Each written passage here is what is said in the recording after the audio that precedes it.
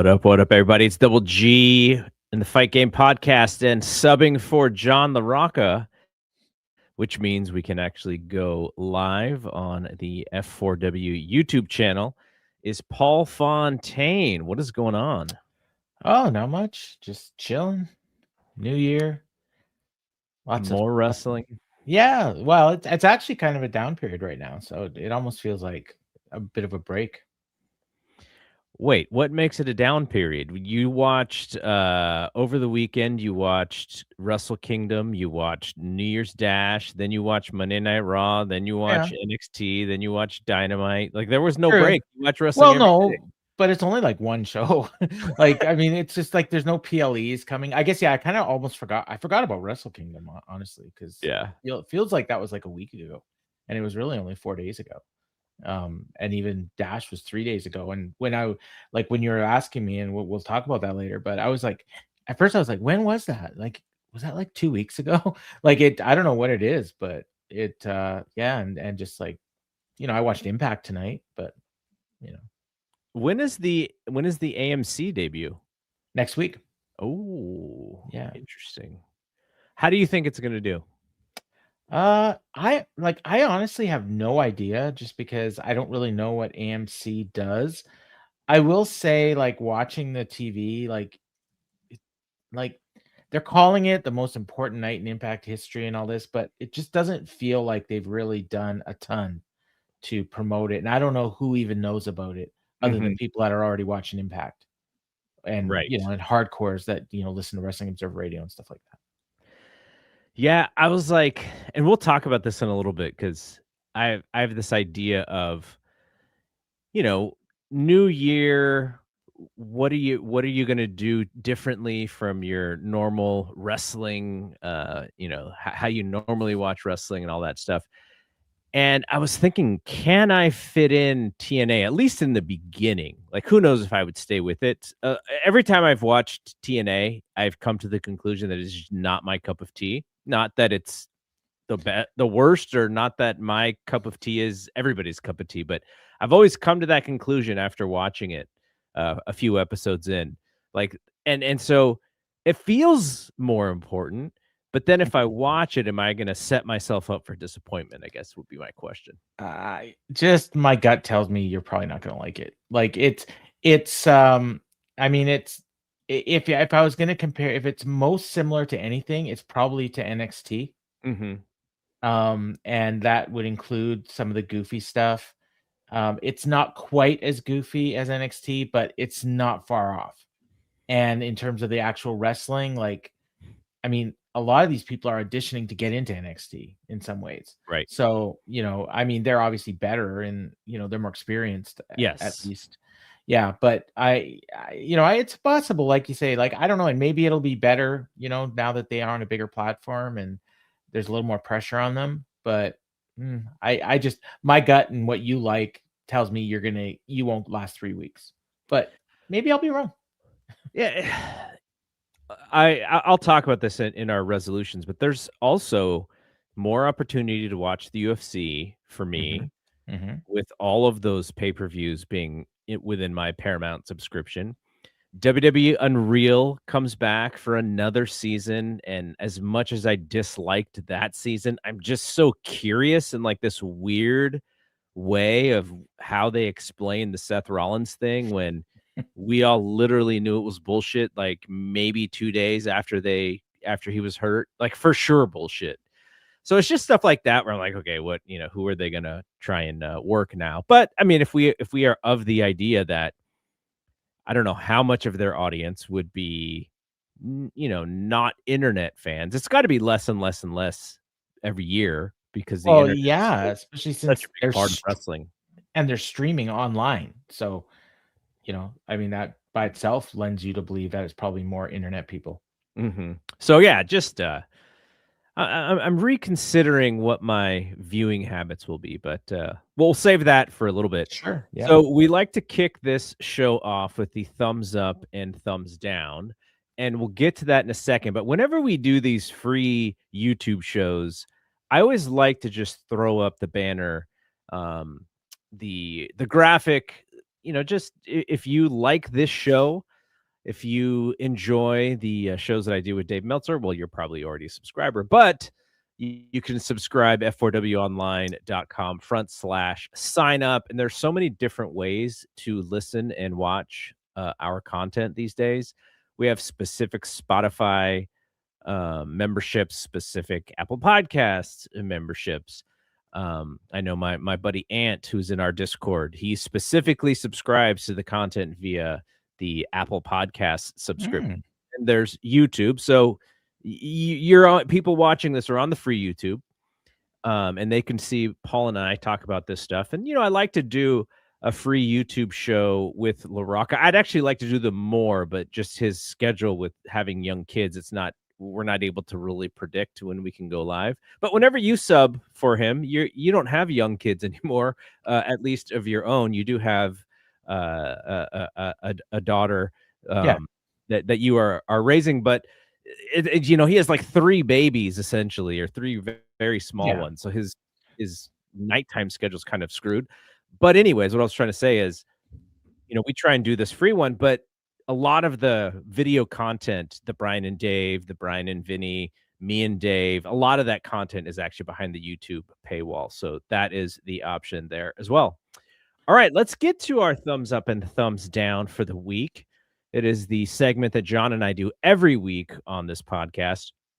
And I want to lead off with the thumbs up, but I think it's going to dovetail into something you're going to talk about in our topical conversations in a little bit. Can I say that I really liked the Jake something now Jake Doyle debut? And it's because they made it that big of a deal. Like, you look on the other end and you see Oba Femi, like WWE's making this Oba Femi thing kind of big, right? He's got the video packages. This Jake Doyle thing happened on like the tease happened on Twitter, I think, before, and then they showed the segment on AEW Dynamite. Here's my point with the Jake Doyle thing. Today, it feels like the free agency is going to be a little bit more limited. Not saying that gone are the days of CM Punk and Cody Rhodes going to WWE and then Swerve going to AEW. Like, there's still possibility for those things to happen, but the companies are going to get better at making sure that the people that they really want are going to stay on their companies. There's going to be less of like, screwing the pooch in a sense.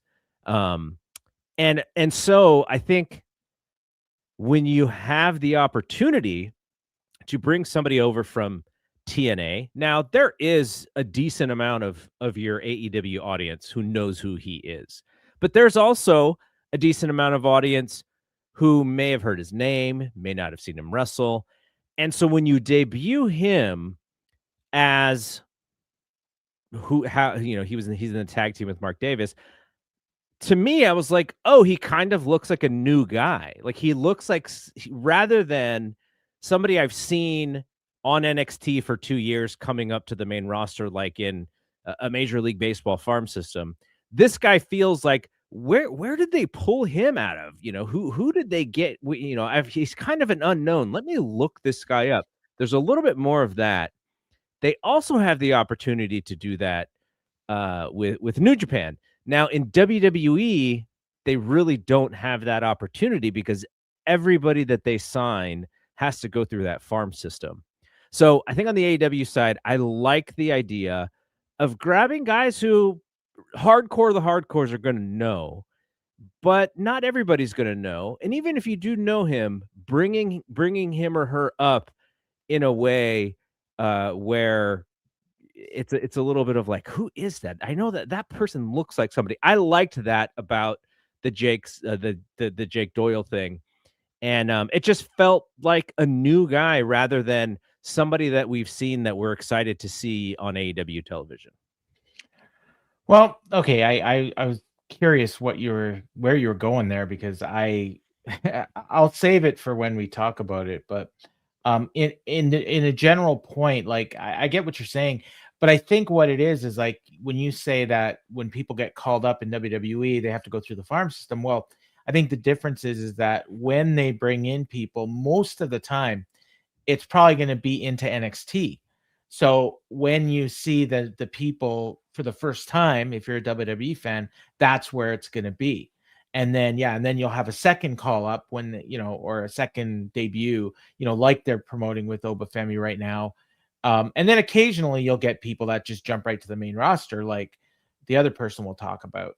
And presumably the other free agent that's looming out there is, Chris Jericho is going to show up at some point.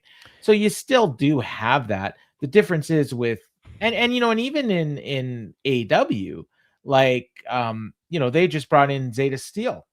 And then like, she did a couple matches and Tony was asked at one of the conference calls, is she signed? And he wouldn't answer. And then today on Twitter, again, they announced, oh, she's part of Chris Daniels' group, which is mostly ROH, but I imagine she'll show up in AEW at some point. And that's their gateway.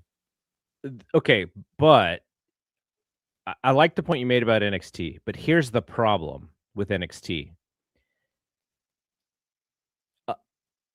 If you don't like that show, or if you don't feel that show is a major league, then it's not as big of a deal as debuting somebody on Raw or SmackDown, or debuting somebody on AEW. Now, the ROH thing is interesting because it's the same idea as NXT of what you're talking about, but so few people pay attention to ROH. It is almost like it feels new if you bring somebody up in that way. My point isn't that it was this fantastic creative thing. My point was, you can create this idea of new and fresh without having to bring somebody that everybody knows from the other roster. It is the way that you bring them in. With bringing somebody into Don Callis's group already tells you that person is a decent player. That maybe they're not a main player.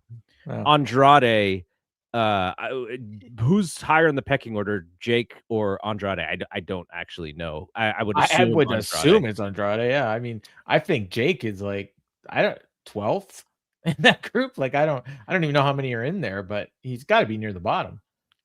But he's a big dude, and he wrecked shit on Wednesday. Yeah.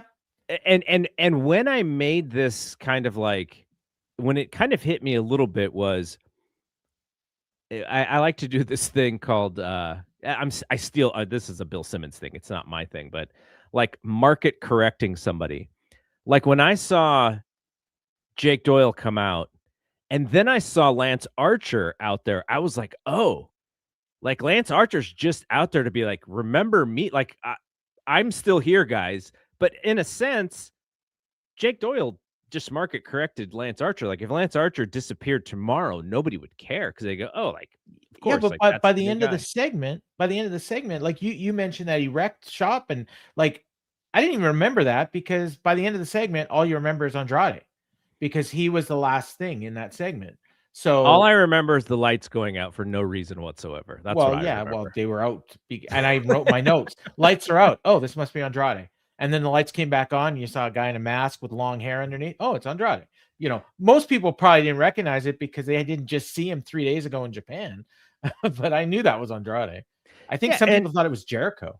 And if you like, if you grab someone from WWE, like like we're talking about, that's a good way to bring somebody over. It creates a lot of hype. But that person can't really be new. They're going to be the character that you remember, and that in some cases you love, some cases you hate. Yeah. In this situation, he comes from nothing. Like you can build him up to be whatever you want him to be, and whatever he's done in his career from then until now, it doesn't matter to this audience. They're like, oh, he's just fresh. I don't think most of the people watching even probably knew who he was. They threw that line something in there, like just for the people, like if you know, you know. Yeah. But I would think that because I don't think a lot of AEW fans are watching Impact. I don't think so either. Like I said, like I know who he is. Yeah. But if you're gonna ask me to talk about the history of his career and what he's done and where he's come from and who he worked, I wouldn't know any of that stuff. The one thing that I can say about him, and I've been watching him for a few years now, and I've seen him on the Indies, and I've seen him in Impact. He was one guy that I always wondered, like, why is this guy not signed? Like, I mean, he's got a great look, and he's a good wrestler, and he can talk. Like, he's a decent promo. He had a terrible name, you know, but that's not a reason not to sign somebody. Yeah. And WWE clearly had an inside track on him, and they weren't interested because they never used him. Like, he was never on NXT. So yeah. All right, what is your thumbs up? My thumbs up is MJF. And you know, and I know some people aren't fans of him being back, and especially not of him going right to the title, but I just feel like since he's won the title, there's a new focus on that belt. And he's doing a great job. And one of the things I saw, he's going to be feuding with Bandito. He's going to cut a racist promo. He's going to mention ICE and all this stuff that people were worried about. And he went out there and he did the oldest of old school angles with him. And I thought it was perfect because you knew exactly what was going to happen, and it happened exactly as it should have. And I thought Bandito, it was one of the best things when Bandito stopped and put his hand in John Cruz's face and said, "You stupid son of a bitch, I speak English." That's like the best thing Bandito's ever done. Like, you know, he's had 5-star matches, but this was like, he put MJF in his place, and then he kicked him in the balls, and, you know, and of course he's going to lose next week, but, you know, like I thought it was great. And it was like, they hadn't really done anything to build up this match and to get you interested.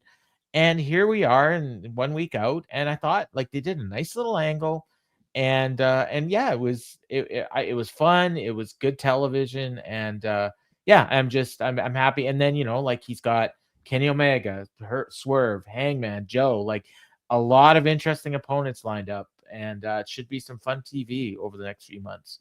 So yeah, just in general, just a thumbs up for the way MJF has performed and the way he's been presented. What would you say to the fans who go, "Oh yeah, I used to watch this with Triple H when I was younger in WWE, and he would just, for whatever reason, come back and win the title, and then we would reset all over again"?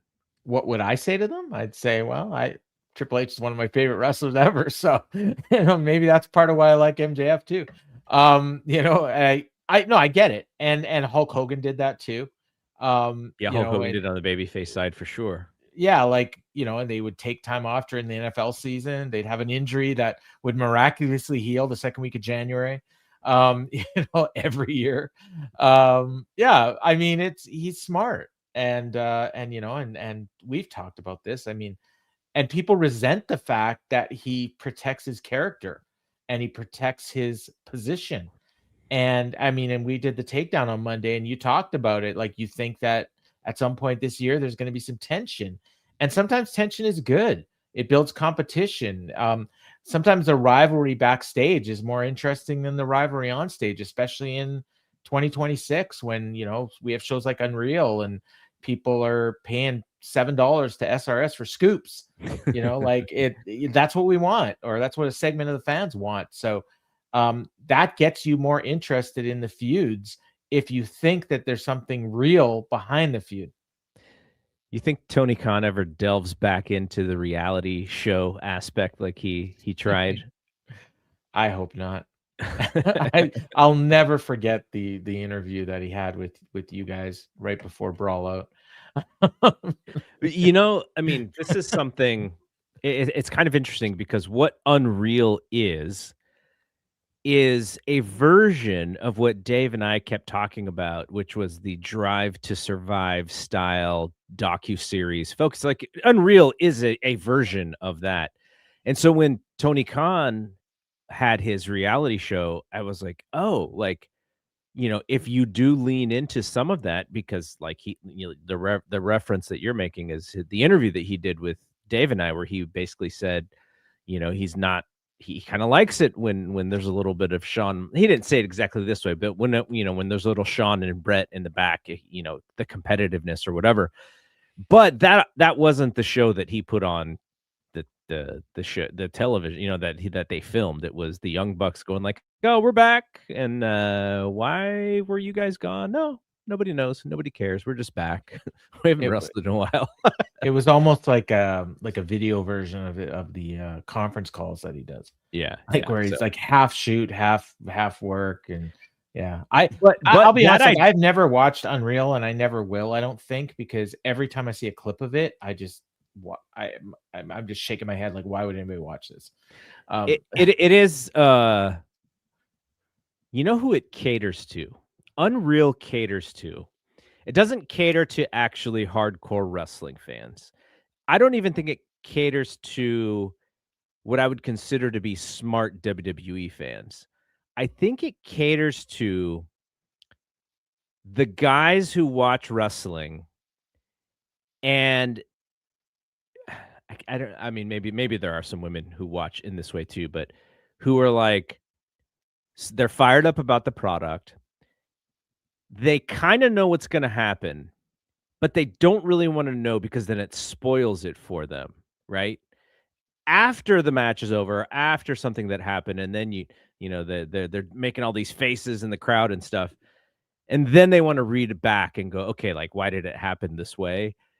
Like, it's an interesting demographic to cater to, because I'm not sure what other fans are like this. Like, if you look at the docuseries that are on other sports, right? Like the NBA or the NFL, you can't try and fake those fans out, because the product that they watch on the court is legitimately a real product. But in WWE, they lean into the idea that it's fake and that they're storylines. So at the same time, they want to give, even on their real show, they give the wink, wink, and the nudge, nudge for that guy who, don't tell me what happens. Don't tell me what happens. Don't tell me what happens. But he kind of knows it because he's been watching for so long. So it's just an interesting person to talk to in that way. I mean, it drives me nuts, and it would drive you nuts because, we know what the story is. So it feels like they're talking down to us. Well, it's not even that, because I'm used to that, and I watch a lot of WWE documentaries, which are like that, and they don't bother me. It's more just like, I don't even see the appeal of sitting there and watching Seth Rollins like blatantly lie, and tell me things that I don't know. So it's not even like, to me, it's not even interesting. But like, the fan you're talking about, like, I've got a good friend who's like that, and I haven't asked him about Unreal, but I'll bet he watches it. But he doesn't want, like, I invited him into our Discord, and he came in and he dabbed his foot in the water and everything.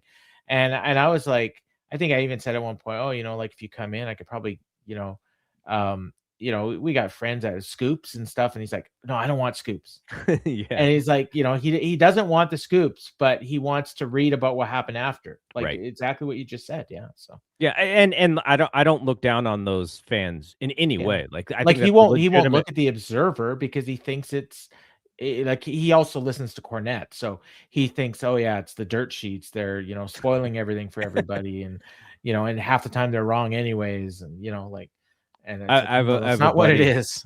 But I have a buddy who lives in Seattle, and there's a bunch of house shows that they put tickets on sale for because WWE is going to be out on the West Coast right before WrestleMania. They're coming to San Jose, like the SmackDown before the Raw Go Home show.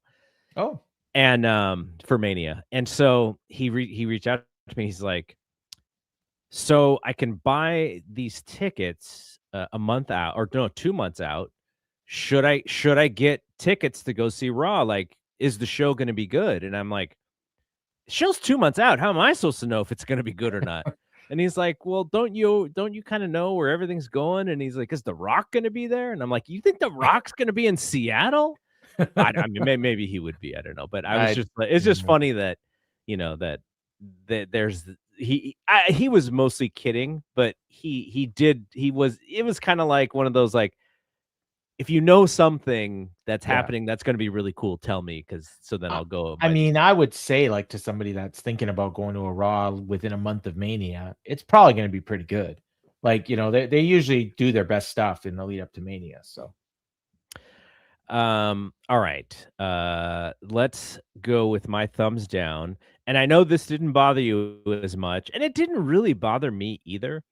But I've been on this show with John, and every once in a while with Dave, and you and I talk just about every other week at least on Takedown, where I like WWE's marketing. I like the hype machine. I like the build for the most part to a lot of their big stuff. What I don't like is the follow through, and I'm almost always let down. The match that I brought up a bunch of times, and I know you like this match, but was the CM Punk and AJ Lee versus Becky and Seth, where I didn't like that match at all. I was like, man, this match sucks. AJ's 5 steps behind everybody. Like, why do they make her do these things? And so I was let down by that match. But the hype and the excitement, I was like, this thing's working. Look at the reaction she's getting. Like, they're firing on all cylinders here. WrestlePalooza, ESPN. And then I watched the show and I was like, I hated it. So similarly, they have this giant Raw, and it was a pretty big Raw. Like, I didn't like everything on it. Like, I thought Maxine and Becky Lynch was pretty terrible, actually. But the hype for that show was excellent. Again, the buildup, the programs, making it feel like it's a big deal. And yet there were 2 things, and one of them I'm not even really going to relate or care about because it was Adam Pearce just doing something on Twitter. But the Stranger Things aspect of it, I thought was really bad. I was like, I watched season 1 of Stranger Things like 5 years ago or whenever it was. So it's not like I'm the biggest Stranger Things fan, but I kind of know enough about it from like a pop culture standpoint to know how big it is. I wanted to see at least one of the actors show up in the crowd and wave and then people can talk about their character on the show.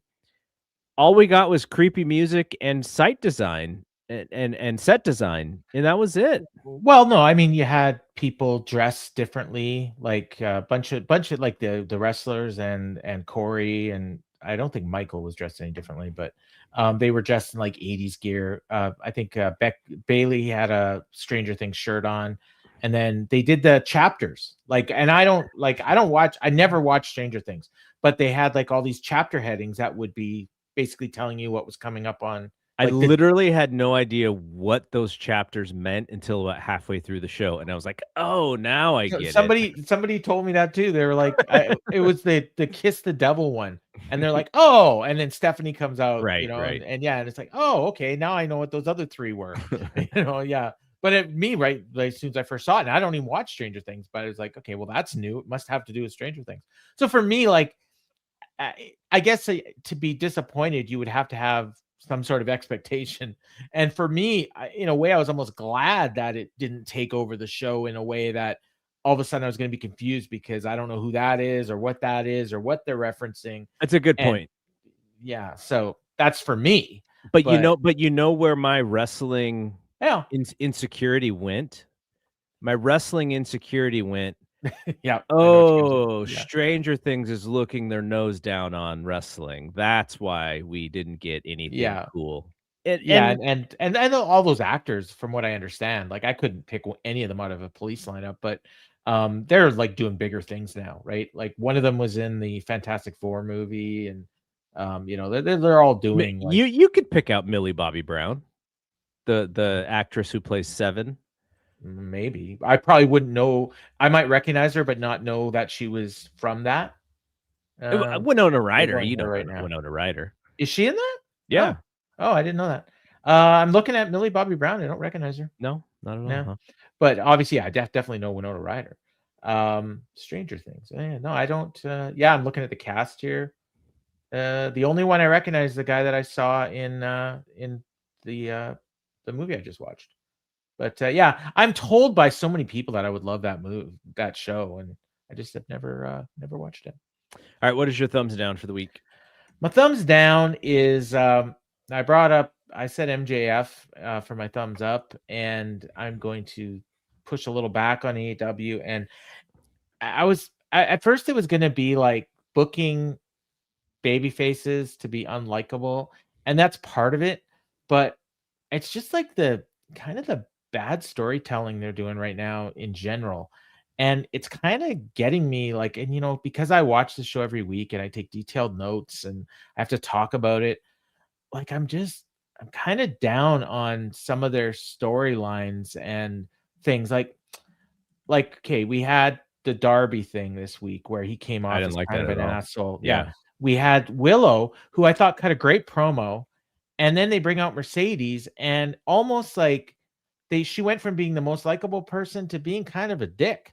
And and they're like a little bit of a mean girl. Yeah, and like Renee, who is always like, she's like cheerleading Mercedes in their backstage segment. She's like doing a conga line over her fallen body, and I'm like, okay, like this isn't fun. And that segment has been a topic of conversation in our Discord, and one of the guys in there, he helps out a lot with the Wrestling Observer Hall of Fame. He has like an updated spreadsheet and stuff. His name's Adam Berger. Okay. And I would say he's a very smart guy, but he and I have different tastes in things. But he's always willing to explain himself, and he's a good kind of like debater in a sense. Yeah. And so after we're going back and forth, because our friend Kevin Neely was there live and he really enjoyed it. And I had the exact same reaction as you, which is this segment was, it seemed to be there just to get the 4 women on television. And I didn't like the way that it was produced. Mercedes comes out looking like she's going to a funeral, and then they're kind of egging her on a little bit, and she gets mad, and then she looks like the fool, and now Willow kind of looks like a jerk because they like triple team her. The baby faces triple teaming the heel. So I had my opinion. Not that I cared that much. It was kind of a throwaway thing. And Adam said it was their sports entertainment. And that, I was like, you know what? That actually makes a lot of sense. Because what is one thing that AEW does often poorly is when they try and do something that looks a little bit like WWE. Because WWE's not always going to hit a home run on that stuff, but they're going to produce it so that it looks like $1 million. But I'm like, he's right. They leaned a little bit into the sports entertainment, and that's why it felt so off to me. And that's probably why I didn't like it as much, because it seems like a bad copycat of something that WWE would have done better. Well, and so even going beyond what we'd already talked about in the Discord, the other part of it, and this will lead into something else I want to talk about with the AEW storytelling, is why would Mercedes even come out there? Like, what was the character like in her mind? What was she doing? First of all, why was she in this outfit? Did she know that Willow was going to call her out? Was she planning on interrupting a different segment? And then the other thing is, what was this building? Like, Mercedes has already lost to all 3 of these people that she was in the ring with. I don't think we're getting another Willow Mercedes match. I don't think she's going to be going for the tag team titles again. I don't think she's going to be challenging Chris Statlander anytime soon. So was it writing her off for a while? Or was it just, what I think it is? I actually think that this was designed to get sympathy for Mercedes because she's going to be turning babyface at some point.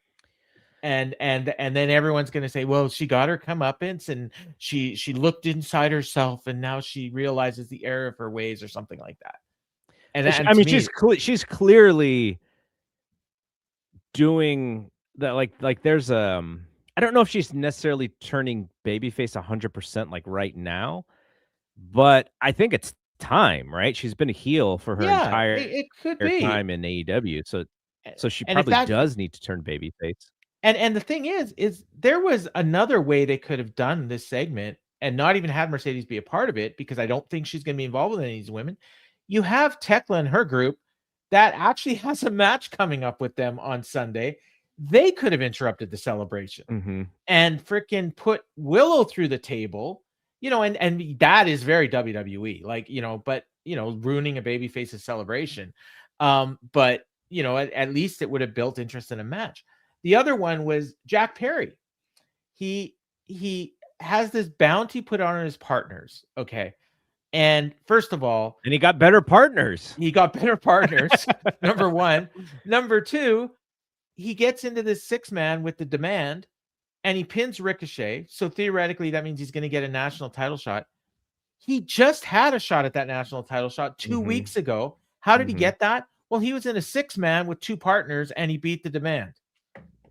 And he pinned Ricochet. Like, we're just recycling, and it's not even from like months ago. This is literally the last pay-per-view. I wonder why they're doing that. It didn't really make that much sense. I didn't even know that they had a match until they did that segment about the bounty, and which wasn't a bounty because all we did was offer people money to injure somebody. That's not a bounty. Renee's like, that's literally the definition of a bounty. That was funny. You know what it feels like a little bit.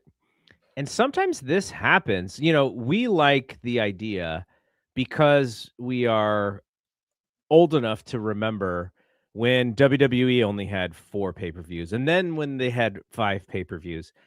This is a time period in AEW right now where they don't have a big show for the Grand Slam at some point, but they don't have a giant show until the pay-per-view in a couple months. So they're kind of spinning their wheels a little bit.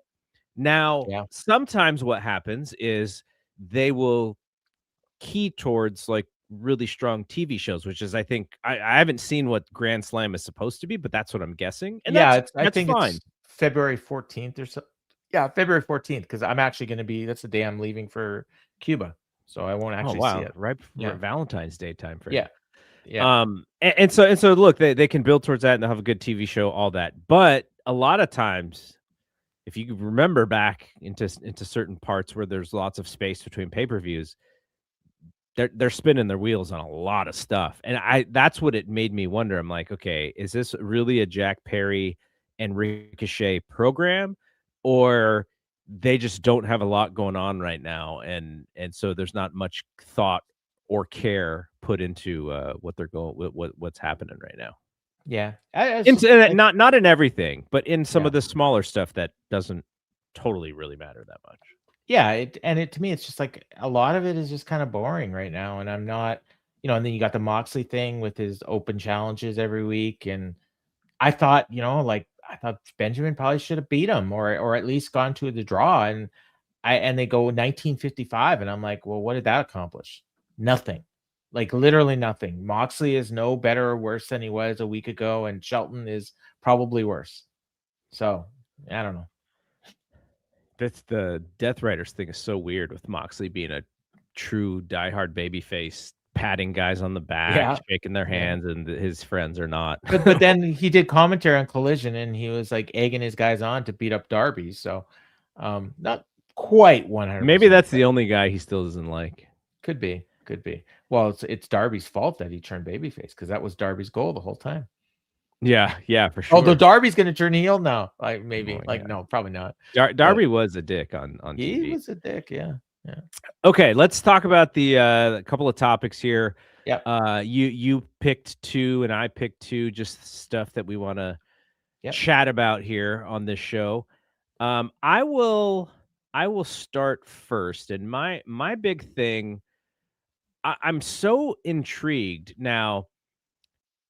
In some instances in WWE history, there have been moments where they bring up like a bunch of people at the same time. Now, I don't really mean at the same time, but Brock Lesnar and John Cena, and like there was this idea of like, let's bring up some young talent, and those were biggies, like Orton and Batista, Randy Orton around the same time. But right. So, and then other times, they don't really do it in that way.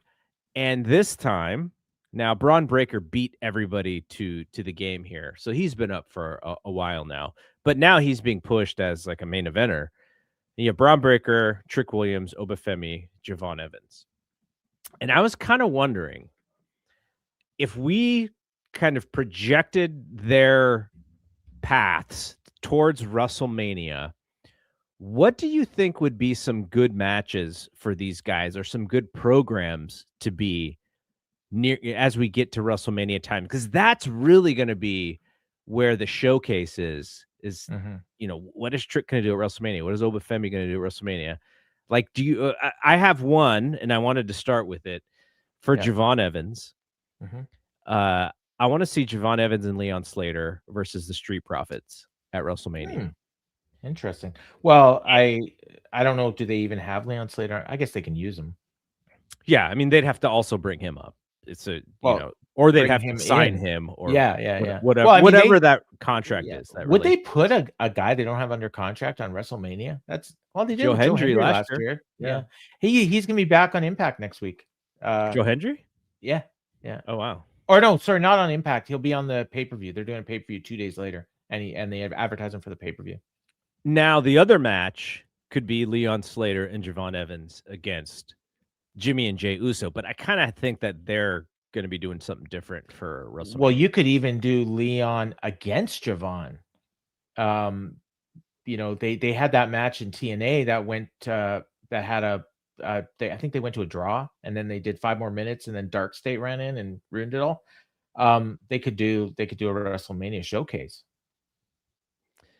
They could do that. I feel like for WWE to sink their teeth into a Javon Evans thing, there should be a grudge and a conflict and a story of some sort. Like Javon Evans and Leon Slater in a match together is like a fantastic like independent match, or but for WrestleMania they probably want angles and they want some creativity and all that stuff. I had a different one for Javon. Okay, shoot. Logan Paul. I think that them having promos against each other are like they're exact opposites. But they would also have a freaking incredible match. Like it would go viral. They'd have all these viral moments, and like the Ricochet and Logan Paul, like the Ricochet, but probably better. Good one. Yeah, good one. And Logan Paul being part of the main event group means that's going to spin off into other things for Javon that has him higher up the card. So my Oba Femi one, and this one's a little hard because I can't tell how slowly they're going to bring him in or not. We've only seen feels like the Rumble. Feels like the Rumble, but yeah, but are they going to bring him in immediately as a main eventer? Is he going to kind of start in the middle and win his matches and win his way up to being a contender? Like, I'm not sure. The fact that they didn't want him to lose that NXT title kind of tells me they're not bringing him in as a mid-carder. Yeah. But again, I'm when we're looking at kind of the top main event folks, like there's a lot of guys up there. By the way, that should have been my thumbs down, by the way. I forgot about that. Well, NXT in general, the booking on that show. I mean, I didn't watch it, but I heard all that stuff with Izzy Dame being the one who actually wins the women's title after losing in the opening match. Oh my gosh. Yeah. Although that was funny because as soon as she lost that opening match, I'm like, oh yeah, she's winning the North American title later. And I didn't even know, but I've watched enough NXT to know how that was going down. So I just want to share a couple of comments. Terminator Zoom 2 said there's a leak that Oba Femi is going to Raw. I don't know if it's true or not. I don't know. I don't know where he would fit in best, but I kind of thought because Javon is Raw, Trick is SmackDown, Bron is Raw. Not that all 4 of them have to be. Jordan is SmackDown though, right? Jordan Grace. And she just got called up too, so. And Bron is already up, so if you're going 2 and 2, it would make more sense for him to be Raw. And by the way, there's a lot of women that are going to be in the mix soon. We're just focusing on these 4 guys just because it was something I was thinking about. And Billy N says Oba Femi should be main event world title picture level of push.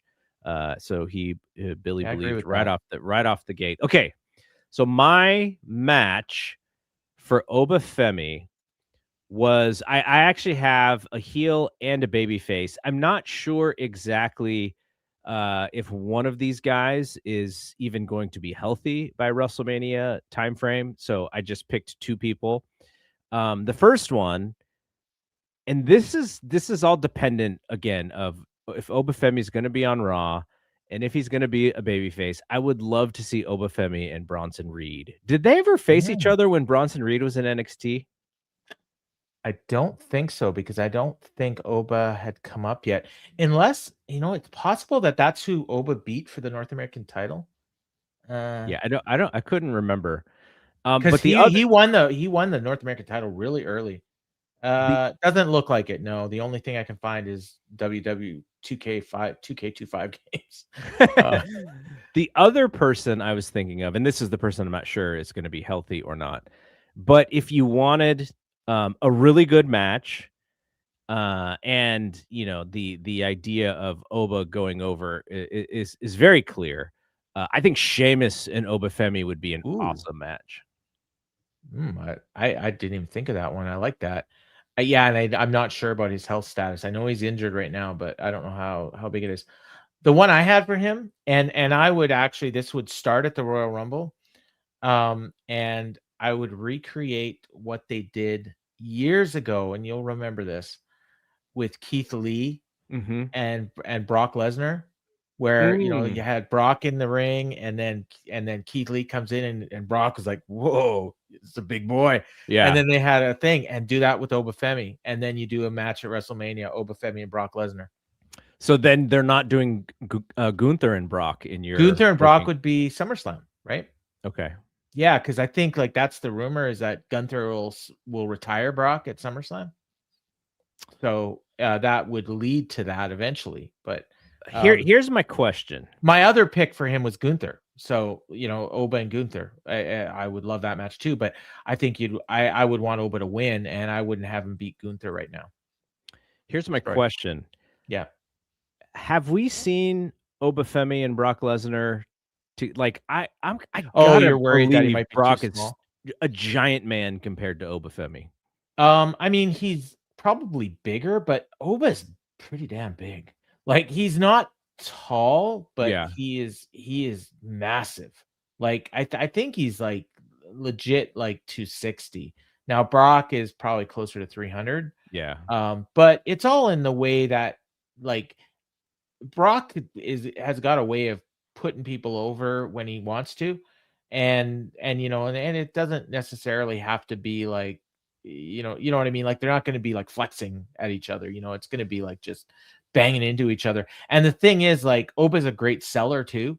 So Brock could probably get his offense, and Oba will sell, and then he'd come back and just put him away. I would think it wouldn't be a long match, but I in my mind, that would be like impressive. And then it would tell the fans, hey, this guy is someone to pay attention to. I mean, that would be the best way to get him over immediately. I just don't know if I could see Brock losing to Gunther at WrestleMania, but if they're building up Brock stuff for the summer, I do wonder if they plan on him losing more matches. Yeah, like, I mean, and that would probably like maybe be the only two matches he'd have. Like, I can't imagine him wrestling between WrestleMania and SummerSlam. I suppose it's possible, but yeah, knowing him, he does as little as possible. That guy's probably made more money per match than anyone in the history of wrestling. Yeah. Okay, so now Trick Williams is an interesting one. At least we know he's on SmackDown, so we can, we can kind of pick and choose. Because if he was on Raw, I was gonna say LA Knight would be a really good person for him to face. Now I think they face each other in NXT. Now there's some good guys on SmackDown. I'm thinking Randy Orton, Sami Zayn, which they have already kind of set up, and that may be what they're thinking of. We may get that. We may get that in like at Saturday Night's Main Event in Montreal. Yeah, that may be. Yeah. There's an interesting one with Jacob Fatu. I don't know. That might be too wild. Like, for Trick's level of wrestling, Jacob Fatu might be a little crazy. Well, that I mean, I think too, if you did that, he'd have to lose. Yeah, depending on what they do with Jacob, for sure. Yeah. Yeah. There is I thought was an obvious one, and I'm surprised you haven't mentioned him yet. the other one I was thinking was Drew. Mm. Because I'm thinking of people who would actually get a good match out of him because he is, out of the 4 guys, he's probably the worst wrestler of the 4, but he's so athletic so that, I'm thinking of a really good wrestler He's who can not make him bad look though. good. Like No, he's I don't think very he's bad. good. I don't think he's No, like bad, but he's at that level, yeah. they're gonna at WrestleMania, he's gonna be expected to do something big. Who was yours? Mello. Him and Mello for the US title. Like, and I mean, they've got a history together and they've had great matches together. And and they're best friends in real life, I believe. So I would do Mello and have him win the US title at WrestleMania. Would it be a step down though, based on how they book Carmelo? Well, I don't think so because I mean he's following in that lineage of that US title and it would just be then he would have a belt, now on SmackDown. So sometimes the belt makes the man, sometimes the man makes the belt. And if you got Trick walking around with a belt, all of a sudden he's one of the biggest guys on the show. I see those Hollywood Trick segments, and it just seems bigger than Carmelo. And I love Carmelo, by the way. I get what you're I'm a saying. I giant get what fan you're of saying. Carmelo. I get what you're saying. But I mean, you got to remember, like, the lineage of Mello starts with Sammy, who's pretty high up there. And and he lost to Dragunov. Dragunov lost to Mello. Like, I think Mello's been elevated in the last 3-4 months. Is he elevated to the level that Trick should be at? I mean, you kind of could look at it like when John Cena was coming up and he feuded with like he worked his way up. I mean, he feuded with Bull Buchanan, right? And then Carlito, and then eventually it was JBL, and then it was Triple H, Batista. Like God, they had a shitty roster back then compared oh to yeah, oh yeah. Okay, here's what I would rather see. Now you got me Okay. thinking a little bit. I would rather see Dragunov get the belt back from Carmelo and then Trick beat Dragunov because we've seen those matches. Trick and Dragunov had pretty great matches. Yeah, we've Trick seen and those Gunther, matches. I think, would be pretty good, but I mean, they're on different brands, but brands don't really matter at WrestleMania season either. So, and I guess the Bron Breakker one, it's got to be CM Punk, right? Like, I don't know because I feel like CM Punk is going to be wrestling. Like, I just keep going back to Rollins, like if he's back. Yeah. I for Braun and you may not like this, but I had like Braun and Bronson against the Usos.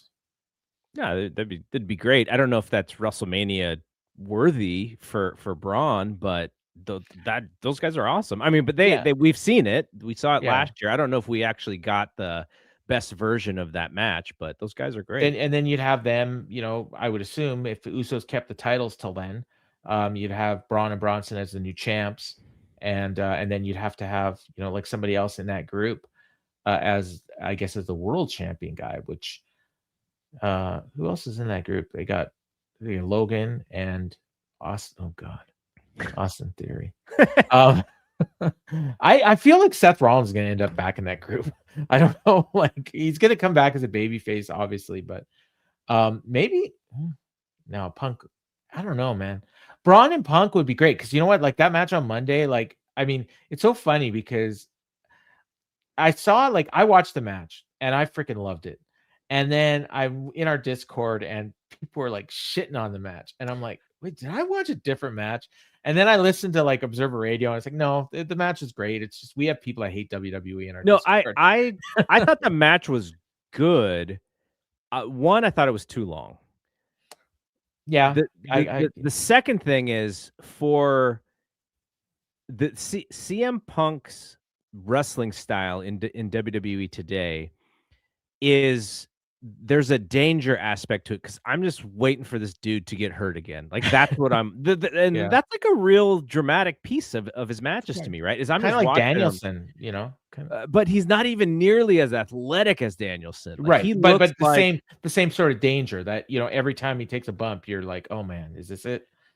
He looks like if I was in the ring with my bad knees and my bad back, and I'm just like trying to survive. Like that's what he looks like when he's wrestling. But the other aspect of it is Bron Breakker was trying so hard to be a beast and to be athletic and to be his heel dangerous self that they were screwing up stuff left and right in the beginning. And then they had that horrific botch on the Frankensteiner on the top rope. And then there was the other thing with when Punk did the dive out on his face. And so like, of course, by the time you get to the end, what they had designed was going to be really good. They just had to get there. But I can't call it great in the same way if I see these things that are there that I'm like, okay, like if they, if you're looking at it from the perspective of like, what is their, perfect match or whatever, those two botches wouldn't be in there. So I'm of the opinion that they're going to be able to have a better match. I mean, not that match was bad. Just if Braun and Punk had a match at Mania, I mean, that would be that would be there to crown Braun. And I just wonder, is he ready for that yet? And I don't know. Like I won't say that he's not, but I'm just not sure that he is. So I'm like, and we're 3 months out, so I may have a better opinion on it in 3 months. Pull the effing trigger on somebody. Yeah, and that's for me, it's probably Oba. Like I would have Oba definitely winning the title by the end of the year. I mean, I predicted that on the takedown. Mm-hmm. I think he's the guy that is, of those four, is the most ready to be a champion on the main roster right now. I think. Paul and I did some predictions on the Fight Game Media Network on Takedown. If you want to check that out earlier, what did we do it on Tuesday?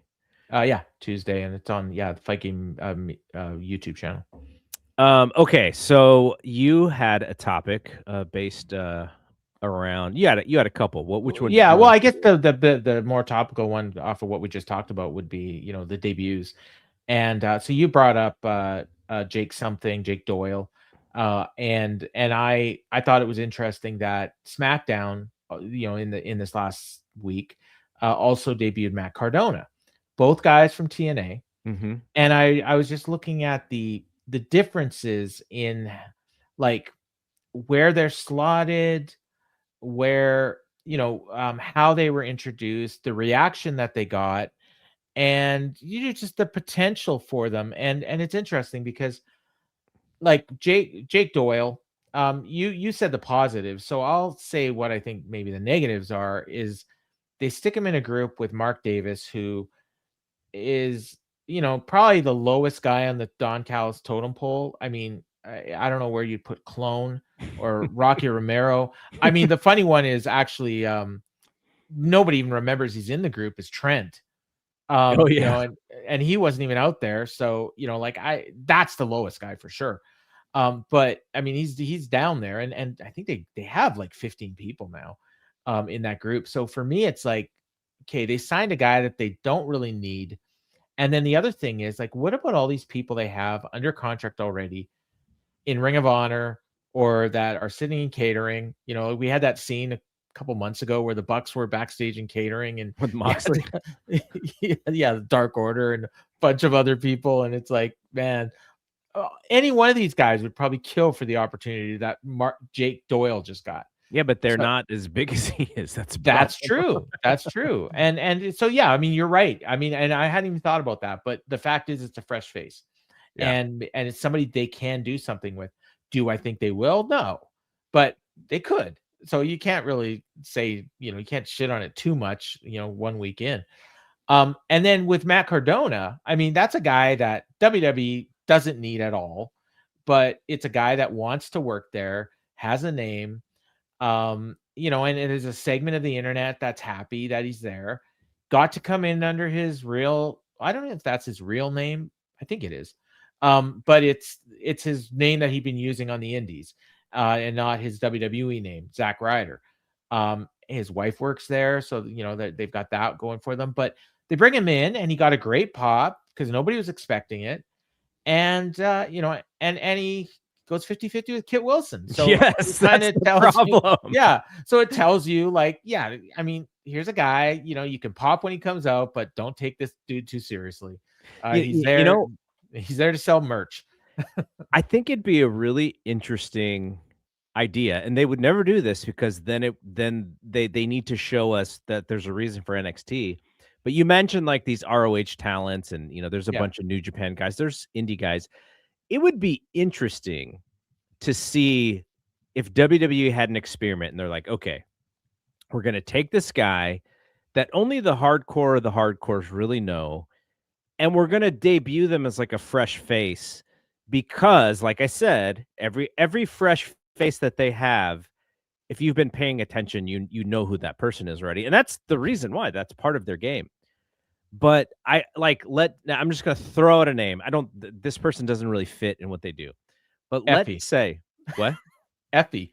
Well, I was going to say, what if all of a sudden open challenge Carmelo Hayes and Ace Austin of all people was to like come out and like this person like nobody knows, like before he showed up in AEW. Right before. I mean, still really. You know what a better one would be? You know what a better one would be? Joey Janela.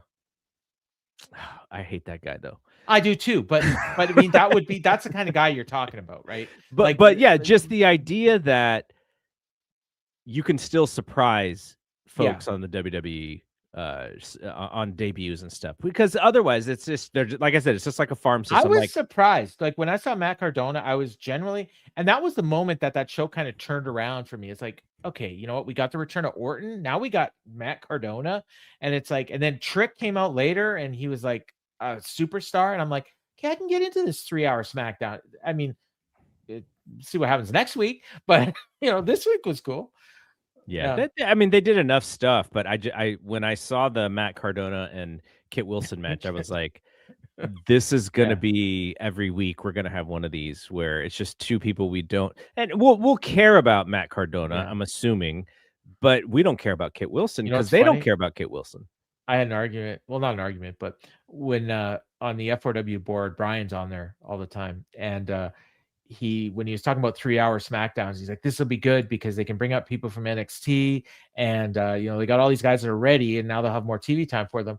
And I said, and this was 2 weeks before it happened, I said, we're just gonna get Kit Wilson on the show. Sure enough, first 3-hour SmackDown, there's Kit and his toxic masculinity. Oh my god. Okay, so like let's here's an example, and I don't know if this is the greatest example, but Kyle Fletcher in AEW. Now, he was around in the tag team. He wasn't the Kyle Fletcher that we know now. So we did get to see him grow up a little bit. But the part of the reason I think that Kyle Fletcher is as popular as he is, one, he's really good, but two, you saw the warts and all of who he was before he caught on. And again, in WWE, you don't really get to see that, because the second somebody has warts, they're done. And he wouldn't have been able to survive until he got super jacked, and then they go, okay, maybe we'll take another look at you again.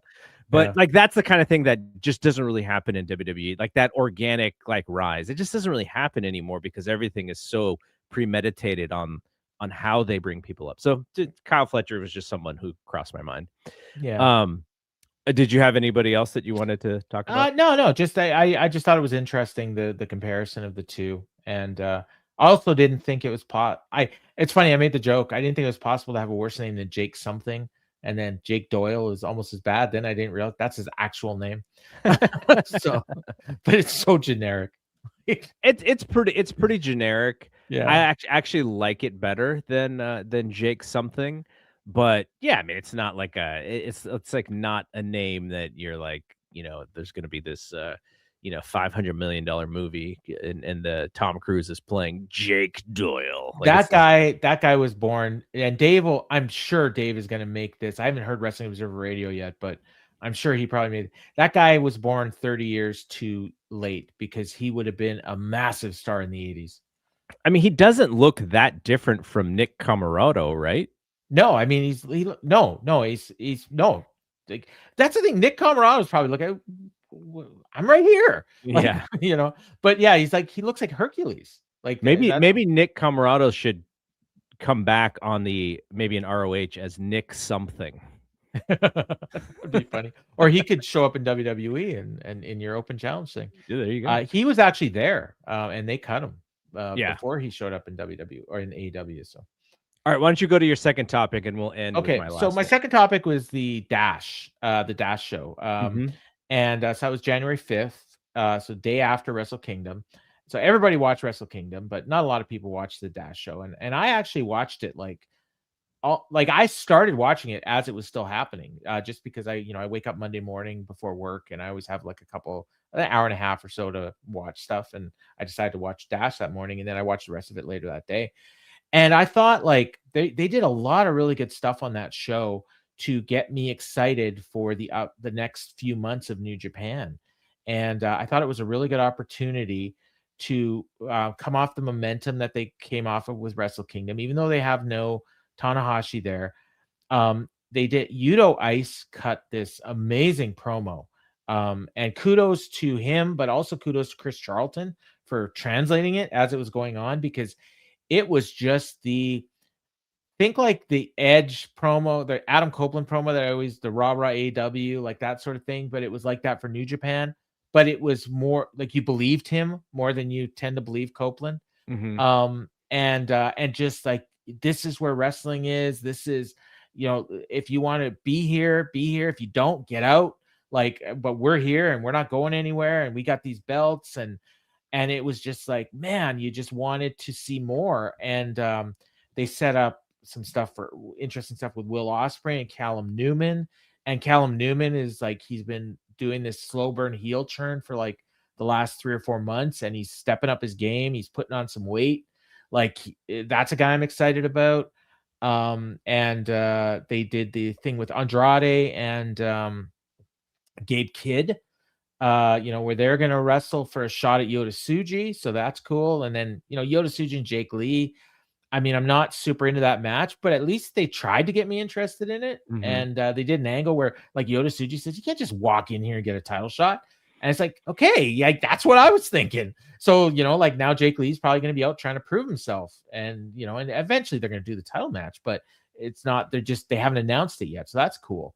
And yeah, and they just, and there's a few other things they did too, but I just thought it was a really fun show to watch. It's an easy show to watch, like 2 hours of no bad wrestling, some really good wrestling. The main event was, I gave it 5 stars. Like, it was a freaking awesome tag team match. Went like 30 minutes, hard hitting, great drama.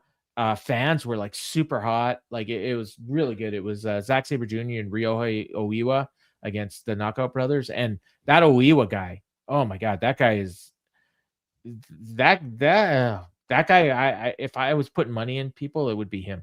Like, I think like in 3 years, he could be IWGP champion.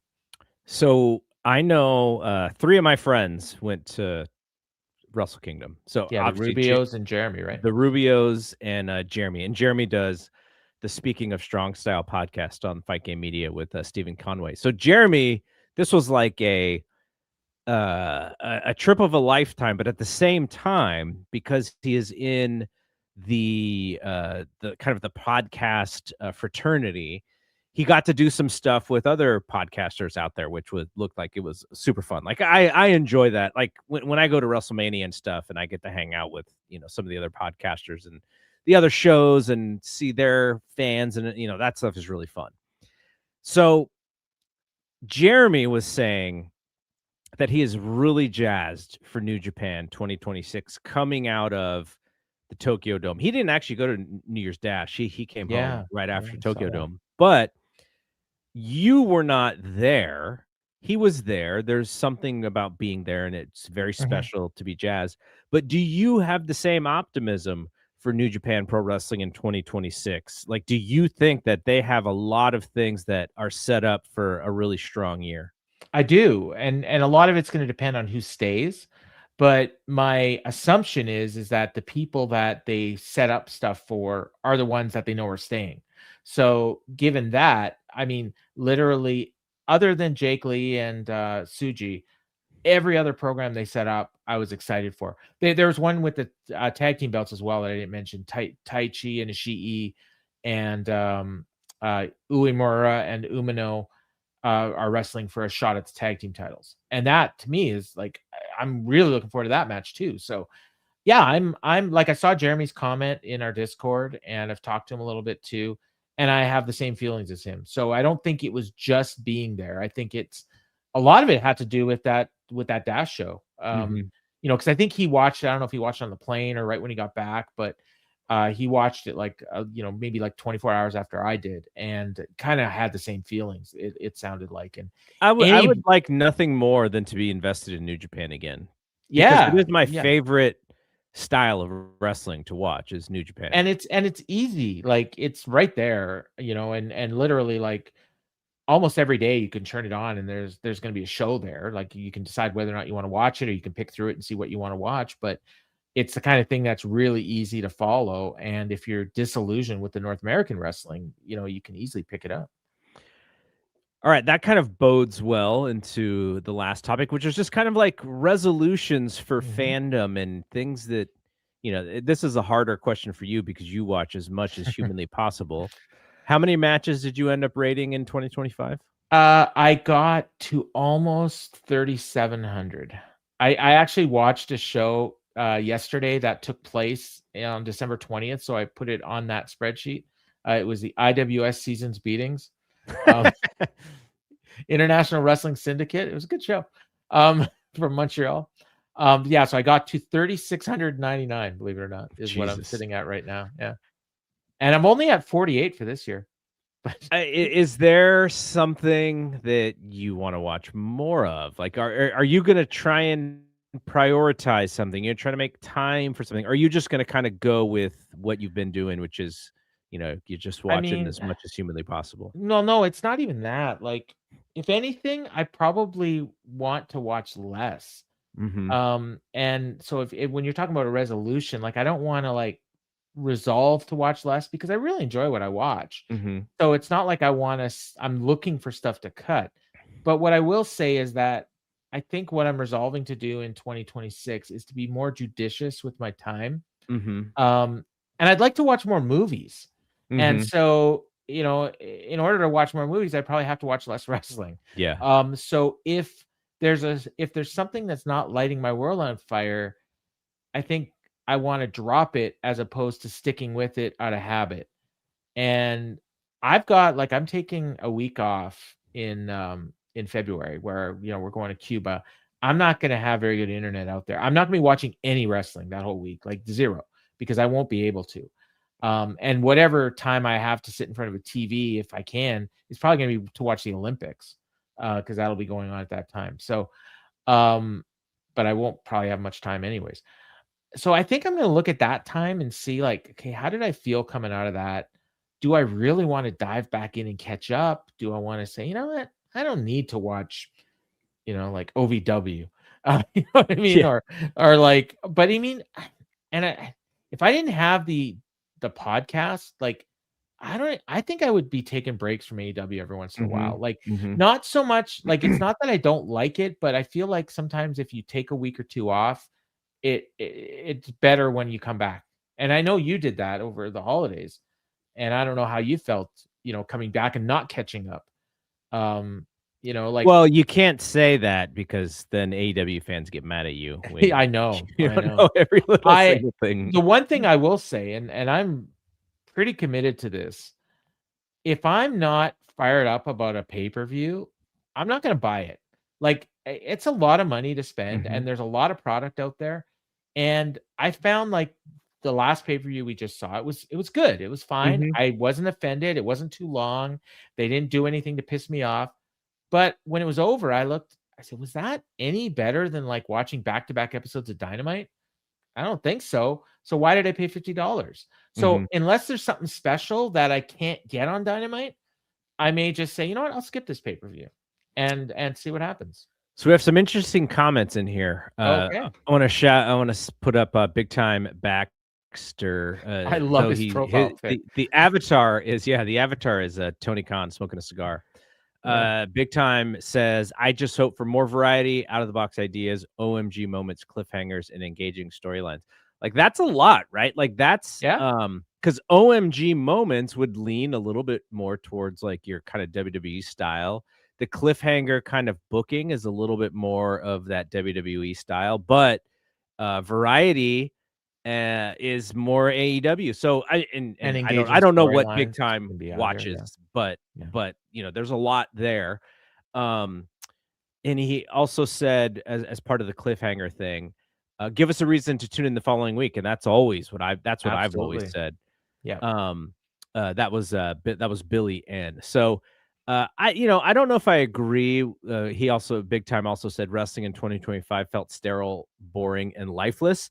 There were definitely some things, and I think what that bodes to is, you know, when you are a successful company like WWE, you do what works, you do what sells. That is business. You don't you're not, you know, Apple didn't go, you know what, we got this thing called the iPhone that is selling like hotcakes. Well, guess what? We're gonna do the reverse next year and not gonna sell. And you know, like you do what is working. Yeah. I would say the same thing for AEW though. AEW was in their pocket, especially if you listen to Tony Khan. Tony Khan thought that they had a great year. He's very happy. He's promoting all these awards, and I don't know. I'm wondering if he's going to come on with Dave and I post Wrestling Observer Awards. Well, but I think they're going to do very well. Yeah, I mean, I think I would bet that AEW is going to do very well in the Observer Awards. But if you don't like AEW's booking or storytelling, or their emphasis on long matches or their emphasis on high spot, whatever, if you don't like that, I don't think he's going to go backwards and go, well, I have to fulfill that fan. He's going to keep going with what's working. Their pay-per-view buys are up. Ratings and house shows and gates and stuff, you know, not so much, but you know, he looks like he's having the time of his life booking professional wrestling as an adult. So I think we're going to get a lot of what we had. Now, what does that mean for your fandom? Like you said, if those are not your cups of tea, WWE style or the current AEW style, then it is hopeful that New Japan pops up and has a great year. And I'm not saying this to be facetious or funny, but I do root for TNA. Like, I don't like it. Again, it's not usually my favorite thing, but I do root for them to be successful, because the more successful companies you have, the better it is for the wrestlers. The more places to work, the more places to make money. Those are all positive things. So I do root for them. Yeah, them to do I know well. some people will look at that, say, well, if you're rooting for TNA, you're really rooting for WWE. And I know that that's not what you're saying, but some people look at them as the same, just because they work together. I mean, if they may eventually end up that way. Yeah. But it's not like if WWE wanted to support TNA or buy TNA, they could buy them like 1,000 times. Yeah. Right. Yeah. And they can, and if they wanted to prop them up, they could send anybody they want over there. I mean, they're sending Joe Hendry to the pay-per-view. So I'm sure there'll be WWE talent on that AMC debut. So, and I think it is in WWE's best interest if they beat Dynamite. But from what you're saying, it is also in the wrestler's interest for that company to do well, because then, there's more money, more exposure, more opportunities to become a star in not just AEW or WWE. And then we go back to the variety that Big Time was talking about, and Billy N just mentioned, Murder Circus from AAA. AAA being successful, CMLL continuing to be successful. Yeah. Those are all good. Now, of course, there's politics behind all of it, right? I wish the CMLL did the same thing, where they had like Excalibur doing like play-by-play for their shows. I would watch them if I could, but I'm not watching Veda Scott commentating from a studio and paying $35 a month for it. I'm just not doing that. Can you imagine Shivani being on the call for CMLL? He would be like 5 moves behind by the time he finally opened his mouth. Yeah. And so I guess, my resolution isn't necessarily to watch everything. I cannot prioritize everything in the way that because I follow sports very passionately. Yeah, me too. I'm with you and with the movies and spending time with my wife, and we're watching television shows. So like there are moments where I can go, yep, I'm gonna do my damnedest to keep up with everything. I'm gonna read my Observer. I'm gonna make sure I watch Raw. I'm gonna make sure I watch Dynamite. I'm gonna make sure I watch those pay-per-views. And then everything else is kind of gravy if New Japan steps it up and they have a really solid year and I'm interested in. I could see myself adding more New Japan to my list. But at the same time, what my hope is just that all of these companies keep putting on good shows, because if the fans are there to watch and support, then maybe the business, maybe the fandoms can grow, but maybe not just in the US, but maybe the fandoms can kind of grow in this interesting worldwide perspective, because we can watch all of this stuff if we wanted. If we wanted to spend money, the half of these AAA shows, by the way, that happen on YouTube, I have no idea they're happening, because I don't even know like who promotes them or how they get promoted or anything. I just like, they just show up on my feed, like, so. And sometimes I'll talk about them on WWE programming, and those are the ones that has the English commentary. But there's sometimes they throw these shows up there with Spanish commentary. And so if I probably, like, one resolution I'm going to make, I am going to watch a Spanish AAA show at some point and see how that goes. Because I think with the WWE production behind it, it's probably going to be better than. And I would watch the CMLL ones if they were free. I just don't want to pay $35 for them. So, yeah, I mean, they're you have to support the product sometimes, and I just remember we have friends that do that, and they rave about it, and they won't watch AAA, and it's not. I mean, it is partly anti-WWE, but it's like there's only so much time, and if you're already spending $35 on CMLL and you love it, hey, that's working for you. I mean, but we don't have to look back that far when people were watching New Japan that way, right? Remember that New Japan online service? I remember those ROH pay-per-views that you had to buy that were streaming only, and they would burn out half of the time. They remember, I think there was Dave used to get the G1, and he was paying, I think it was like $19.95 each show. So he would spend like it was like $300. And when they moved to $9.95 a month, he was like raving about it. Like, oh my God, this is the best. So and those $19.95 shows, like you said, half the time they would conk out in the middle. Yeah. Here's a question. We'll end with this. It is New Japan related, and I'll pose it to you. Tsuji, Takeshita, Oiwa, or Fujita as the new Three Musketeers, maybe Aaron Wolf. What do you think of the prospects of everybody? So I would remove Takeshita from that just because he's not homegrown. I would say Tsuji, Oiwa, and Umino. I would put Fujita's smaller. He would be like he's like the Liger, if you wanted, like, he wasn't one of the Three Musketeers, but he's still a pretty big star and could be a big star. Wolf is in a completely different category. Like, he could be big. Here's a prediction for 2026. I think he might win the G1. And people are going to lose their minds in a bad way if that happens, but they want him to be successful, and they were talking in commentary like he's going to be in the G1. Like, I mean, and I don't think he's in there to go 0-8. Like, maybe he doesn't win, but he's going to do very well. But I could see him winning, and they may think him headlining the Tokyo Dome next year is a big, like, I mean, that's my reaction. But the reaction to Aaron Wolf was really interesting. Some people were ecstatic about him, and some people were a little bit more like me, where I was like, I like some of it. I didn't like all of it. He's very young, though. For a first match, it was a really good first match, but I'm not quite sure that he is going to cross over quite as, like, he was like, I didn't watch, like, okay, for instance, now this is a little bit different, but first time I watched Brock Lesnar, I was like, okay, like, we know where this dude is going, right? Yeah. I did not feel that way the first time I watched Aaron Wolf. I felt this dude's a friggin' great athlete, but wrestling the whole package is more than just great athlete. He's already a celebrity, so he's kind of got even more of a foot in the door just by being famous. But yeah, that like instinct for pro wrestling, I'm not sure if it was necessarily there immediately, but he's they're going to put all of their resources behind him to make sure he's got the best opportunity.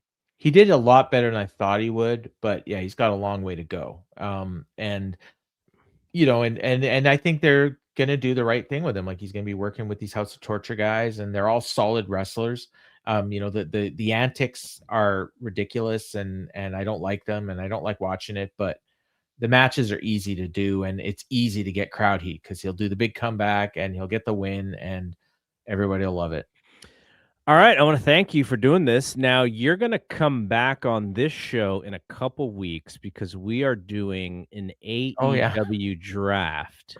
Yeah. It is going to be me, you, your partner Jeff Hawkins, and John LaRocca, and we're going to draft AEW talent in a few categories, and we'll see who's got the best stable. I don't know if we can beat the Don Callis family stable. We won't have as many people in our stable, but we're going to do that in a couple of weeks.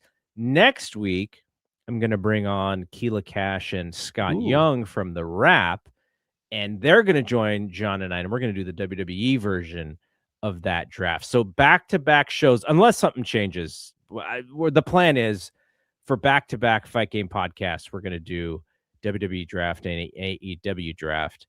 And yeah, so that'll be fun, and it'll be fun for you and Jeff to be back on the show. You guys were on the show last year, so people can kind of get ready for that. Yeah, the Dynamite show takedown with you and me. What else? Anything else you're doing?